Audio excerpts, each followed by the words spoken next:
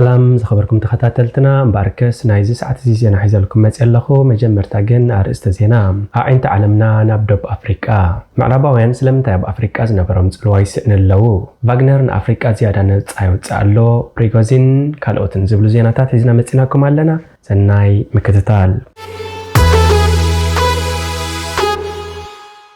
كل عين تعلمنا نبدو بافريكا زخبركم تخاتلتي عبد ساعات اغلبو محبرسب عالمنا نبتي 22 حسا 2023 اب كتما جوهانسبرغ دب افريكا بوقعي اخيب اوزي جمر مبل 15 وعلا قصر بريكس حدش نجر كسمع اتوكر اللوم كابزو على كم تثبت كل وجن قصر بريكس حدش باطيرا خوج كم زخل نكرالو ابز عالم نخلن هاجرات افريكا زتقلله بحفشا كساب سوسان شعتن زغون هاجرات عالمنا بوقع تعدي من اللوا حبرات امارات عرب سعود عرب كمون ايران كاب تساتفت زي اخبين امريكان أوروبان بزغوزف بوليتيكاون قطباون بدوخ فترلن زخل اواناو معباليتات زي قصري فصيمه نايدق اسان زلوا سلازخونه بسبب كينات يوكرين بيتفرد اكراو مغابايا ايسيسي ابرسي بريزيدنت فيدريشن روسيا فلاديمير بوتين بزمسرته خسي ات بريزيدنت ابغل طمطم كاتو سلازي دلي يمثل لمنستر غدات وصاي سيرجي لافروف بموكال مغدي مانزا كساتفوسينو بتمساسالي امريكا نزا قلبون متمزاز بوغن بيلاروس كينات كخفت كم زخل بمنفات ابتهاجر نزلو ابالات ستاف امباسي ان زيغاتا كوتو عزيز الله بخالو وجن امونغو تشاينا هندن زلوا ناي دباو غريچت كاردون سحبات تقنيا كفيلاو تغنغست عزيبنا اذا خاب 22 كساب 24 حسا 2023 كقانا مبل 15 ركب قصر بريكس بقندم مرحتي مسرات هاجرات بريزيدنت تشاينا شي جين بين بريزيدنت برازيل لولا دا سيلفا قدامي مينستر هندي ناريندرا مودي بريزيدنت انغاري تاجر دب افريكا سيريل رامافوزا زركبوا لعلوت مرحت عالمنا كساتفيوم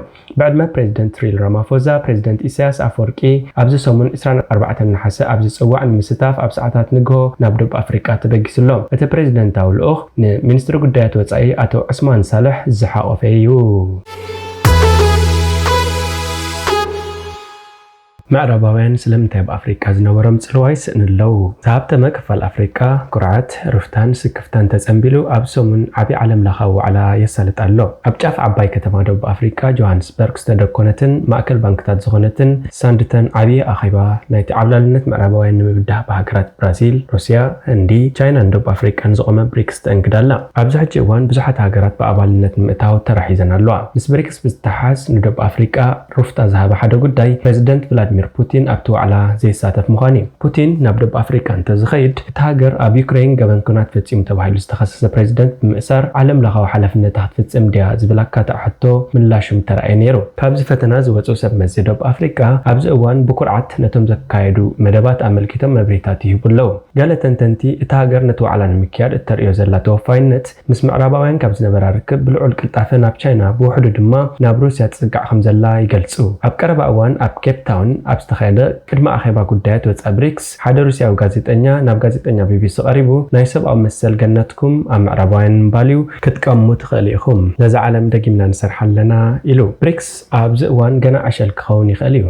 اب كل خوابغنا حقنيا تحغاس سمعتن فطير الله منግስት ደቡብ አፍሪካ አብዘዳለው على ፖሊስ ወጻስ ተሳተፈ ጋዜጠኛ ቻይና ናይ መጻ እዋን ማሐዛር ክብ ምዕራባውያን ድማና ወደ ቀይ ኸይድ ከም ዘሎ ኣብ ስምምዕ ተበጽሕዩ ዝብል ሓበሬታ ካፊሉ ኣብዚ ድማ ፈተና ደቡብ አፍሪካ ዝመጽእ ሀብታም ነጋዳይ ዝኾነ ፕሬዝዳንት ደቡብ አፍሪካ ሲሪል ራማፎዛ በኮቪድን ኣብ ዓለም ዘሎ ሸቕለት አልቦነትን ዘይምዕሩ ክፍፍል ሀብትን ዝተጸለ ቁጠባት ሃገር ንምሕዋይ ገዚፍ መዋዕለ ንዋይ ወጻእ ከም ዘድሊ ይርዳዩ ሩስያ ነዚ ፍትሕ ኣይኮነትን ምስ ደቡብ አፍሪካ ዘለዋ ንግዳዊ ርክብ ዳርጋ ዘየለዩ ወላ ኳ ቻይና ኣብ ዝሓሸ ተሳትፎ ዘለዋ እንትኾነ እቲ ሃገር ምስ ኣሜሪካን ሕብረት ኤውሮጳን ነዊሕ ንጸንሐ ርክብ ንግድን ኢንቨስትመንትን ዝዕብልል ኣይኮነን ስለዚ ንምንታይ ዳ ደቡብ አፍሪካ በትድሮ ቁርብ ክውጥር ጀመረ ምስ ምዕራባውያን ዘለዋ ርክብ ክትጣላዕ ደልያ እቲ ምኽንያት በኽፋል ምስቲ ብዕድመ ዝደፍአን ዘይርጉእን መሪሕ ሰልፊ እቲ ሃገር ዝተኣሳሰር እዩ ንልዕሊ 30 ዓመታት ንደቡብ አፍሪካ ዝመርሐ ሰልፊ አፍሪካን ናሽናል ኮንግረስ ANC ንባዕሉ ካብ ቁርቁስ ብልሽውናን መምሕዳራዊ ንዓብን ንምንጋፍ ይቃለስ ኣሎ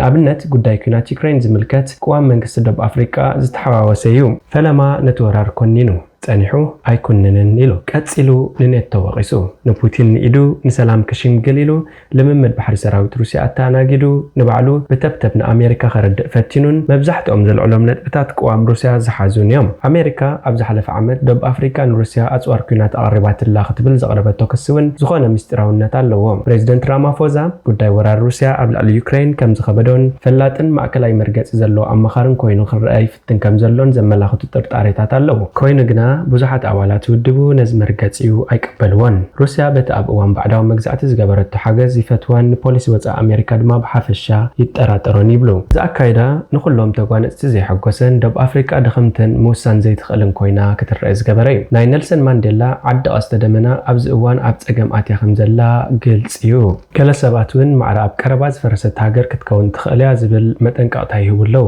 ብኣንጻሩ ኣብ ሰሙን ዝሳለጥ ዋዕላ ብሪክስ ንሩስያ ስትራቴጂያውን ውፅኢታውን ዲፕሎማሲ እትሰርሓሉ ዕድል ዝፈጥር እዩ ኣብ ቀረባ እዋናት ርእሲ ማዕከናት ዜና ኣፍሪካ በቲ ኣብ ኒጀር ዝተኻየደ ዕልዋን ሩስያ ዕሱብ ጉጅለ ቫግነር ነቲ ኩነታት ክጥቀሙ ይኽእል እዩ ዝብልን እዩ ኮይኑ ግና ሩስያ ባህርኳት ሚኒስተር ጉዳይ ወፃኢያ ሰርጌይ ላቭሮቭን ሚድያታትን ኣቢላ ንዓሰርተታት ዓመታት ዘይነበረ ህላወ በዲሃ ከም ሓንቲ መማረፂት ባዕዳውያን ምዕራባውያን ኮይና ቀሪባላ ድኽነት ክሊማዊ ለውጢ ንዓበየ ዝመጽእ ብዙሕ ሓይሊ መንእሰይን ሽቕለት ኣልቦነትን ከምኡ ድማ ለውጢ ዘይብሉ መነባብሮን ኣብ ዝፈተንን ሃገራት ዝነብር ህዝቢ ሓድሽ ኣማራፂ ይርኢ ኣሎ ምዕራባውያን ንሩስያ ንምፍታን እንታይ ገይረን ዝብል ሕቶ እውን የልዕል ብርግጽ ኣብ ጉዳይ ኣፍሪካ ብሓፈሻ ምዝራብ ሓደገኛ እዩ መራሕቲ ኣፍሪካ ከም ዓቀይቶት ናይቲ ሰለይ ዝብል ዘሎ ዝሑል ኪናት ጌርና ምርኣይ እውን ግቡእ እዩ ሃገራት ምዕራብ ዝኽተልኦ ጥቡቕ መምርሒ ንዝደለይኦም መራሕቲ ምዕዳምን ካልእን ከም ብሪጣንያን ፈረንሳን ዝበላ ነበር ባዕዳውያን ገዛእቲ ንኣፍሪካ ከም ሓደ ምእላይ ዘድልያ ኣድካ መቕልውላው እምበር ክትሕገዝ ከም ዘለዋ መሓዛ ኣይርኢኣን ዝብል ወቐሳ ክቐርብ ይስማዕ ከምዚ ኢልካ ምድምዳም ግን ፍትሓዊ ዘይክኸውን ይኽእል ምክንያቱ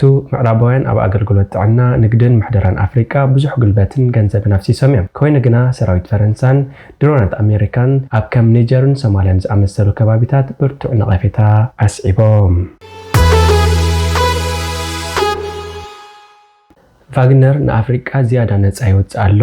ፕሪጎዚን ሓላፊ ቫግነር የቪገኒ ፕሪጎዚን ኣብ ሩስያ ድሕሪ ዘካየዶ ፉሽል ናዕቢ ንፈላማ እዋን ኣብ ዝሃቦ ናይ ቪድዮ መደረ ተራእዩ እዚ ቪድዮ ፕሪጎዚን ኣብ ኣፍሪካ ከም ዘሎ ዘመልክት እዩ ቢቢሲ እቲ ቪድዮ ኣበይ ከም ዝተቐርጸ ክረጋግጽ ኣይከኣለን እቲ ምስ ዕሱብ ጉጅለ ቫግነር ኣብ ዝተኣሳሰሩ ቻነላት ቴሌግራም ዝተዘርግሐ ቪድዮ ፕሪጎዚን ኣብ ናይ ውግእ ማርሻ ተኸዲኑ ዘርኢ ኮይኑ እቲ ጉጅለ ንኣፍሪካ ዝያዳ ነፃ ይገብር ኣሎ ኢሉ ቫግነር ኣብ ኣፍሪካ ብኣሽሓት ዝቑፀሩ ተዋጋእቲ ከም ዘለውዎ ይእመን ወታደራት ፕሪጎዚን ኣብ ማሊን ሪፐብሊክ ማእከላይ ኣፍሪቃን ሓዊሱ ኣብ ዝተፈላለዩ ሃገራት ኣፍሪቃ ይርከቡ ጉጅለታት ተጠባቕቲ መሰላትን ውድብ ሕብራት ሃገራትን ድማ እዞም ዕሱባት ወታደራት ገበናት ኩናት ፈጺሞም ክብሉ ይኸስዎም ኣብ ዝሓለፈ ወርሒ ዓባይ ብሪጣንያ ኣብ ልዕሊ ኣብ ማእከላይ ሪፐብሊክ ኣፍሪቃ ዝርከቡ ብስቅያትን ቅትለትን ሰላማውያን ሰባትን ዝኸሰሰቶም ክልተ ሓለፍቲ ስርሒታት ቫግነር እገዳ ኣንቢራ ነይራ ተዋጋእቲ ቫግነር ኣብቲ ኣህጉር ብዘይሕጋዊ ውዕላት ወርቂ ንነብሶም ከም ዝሃብቶም እውን ኣሜሪካ ክትከስስ ጸኒሓላ ፕሪጎዚን ኣብቲ ቪድዮ ቫግነር ማዕድናት ንምድላይ ከምኡውን ምስ እስላማውያን ዕጡቃትን ካልኦት ገበነኛታትን ይቃለስ ከም ዘሎ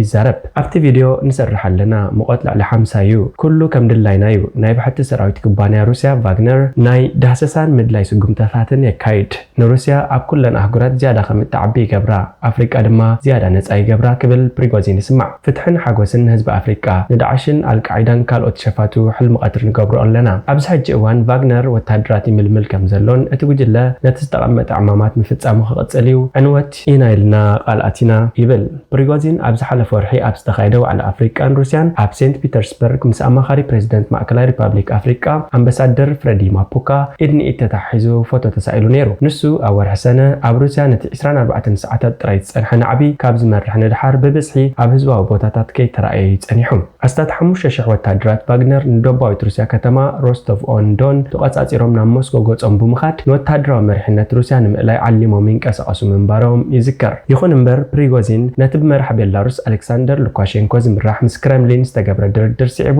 ነቲ ገስጋስ ደው ኣቢልዎ መሰረት እቲ ናዕቢ ንምቁራጽ ዝተገብረ ስምምዕ ኣብ ልዕሊ ፕሪጎዚን ዝቐረበ ክሲ ተሰሪዙ ናብ ቤላሩስ ክግዕዝ ዕድመ ቀሪቡሉ ኣሎ ኣብ መንጎ ቫግነርን ሚኒስትሪ ምክልኻል ሩስያን ብዛዕባ እቲ ሩስያ ኣብ ልዕሊ ዩክሬን ዝወዓለቶ ኪናት ውሽጣዊ ወጥሪ ነይሩ ፕሪጎዚን እቲ ሚኒስትሪ ንኣባላት ጉጅልኡ ዕጥቂ ከም ዘየቐረበ ብተደጋጋሚ ከሲሱ ቫግነር ኣብ 2014 ከም ዝመስረተ ይግለጽ ገበናዊ መዝገብ ዘለዎ ሃብታም ነጋዳይ ፕሪጎዚን ኣብ ቤት መንግስቲ ክሬምሊን ዩክሬን ንፕሬዚደንት ፑቲን መግቢ ዘቕርብ ዝነበረ ብምዃኑ ከሻኒ ፑቲን ተባሂሉ ይፍለጥ። ኣብ 2014 ኣብ ምብራቓዊ ዩክሬን ዝርከቡ ደገፍቲ ሩስያ ዝኾኑ ተገንጸልቲ ሓይልታት ክድግፍ ክጅምር እንከሎ ሩስያ ንክሪምያ ክትገብጥ ሓጊዝዋ እዩ ተባሂሉ ይግመት። ቅድሚ ኩናት ዩክሬን ቫግነር 5,000 ዝግመቱ ተዋጋእቲ ነይሮሞ። መብዛሕትኦም ገዳይም ተጋደልቲ ኤሊት ሬጅመንትን ፍሉያት ሓይልታትን ሩስያ እዮም። ይኹን እምበር ፕሪጎዚን ኣብ ዝሓለፈ ወርሒ ሰኒ ኣብ ዝሃቦ መግለጺ ኩናት ዩክሬን ካብ ዝጅመር ኣትሒዙ ቁጽሮም ናብ 25,000 ከም ዝዓበየ ገሊጹ። እምበኣርከስ ዝኸበርኩም ተኸታተልትና ናይዚ ሰዓት እዚ ዜናዊ መሰናድኦና ኣብዚ ፍጸም። ሓደሽ ዜናታት ንምክትታል ሰብስክራይብ፣ ሼር፣ ላይክ ምግባር ኣይትረስዑ። ሰላም